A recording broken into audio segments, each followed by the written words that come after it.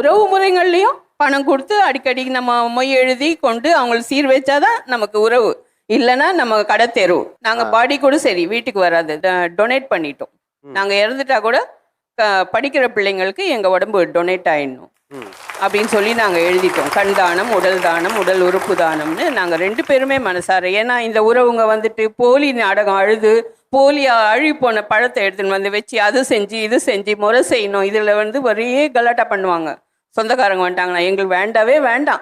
தூக்கி போட எல்லாரும் கடைசி காலத்துல 4 பேராவது வேணும்னு நினைப்பாங்க. 4 பேர் எனக்கு வேண்டாம், இதை நான் வந்து தானம் பண்ணிட்டேன் சார் வருவாங்க. பணம் இல்லைன்னா யாரும் வர மாட்டாங்க. இப்போ எங்க அம்மாவுக்கு 52 இயர்ஸ் சார், மேபி அவங்களுக்கும் அதே இயராக இருக்கலாம். இப்போ அவங்க பேசினாங்க, எனக்கு ஒரு பையன், எனக்கு ஒருத்தங்க இல்லை, எனக்கு இப்போ குழந்தை இல்லைன்னு சொல்லும் போது எனக்கு ஒரு மாதிரி எமோஷனலாக ஃபீல் ஆச்சு. நான் வந்து அவங்களை இப்போ ஒரு கிட்டத்தட்ட ஒரு மதர் மாதிரி அவங்கள பார்க்க ஆரம்பிச்சிட்டேன். இப்போ நான் அந்த இடத்துல இருந்தால் அவங்களுக்கு என்னெல்லாம் பண்ணுவேன்றது நான் யோசிக்க ஆரம்பித்தேன். இப்போ அவங்களுக்கு என்ன மாதிரி ஒரு பையன் இருந்திருந்தானா எப்படி பார்த்துருப்பான்,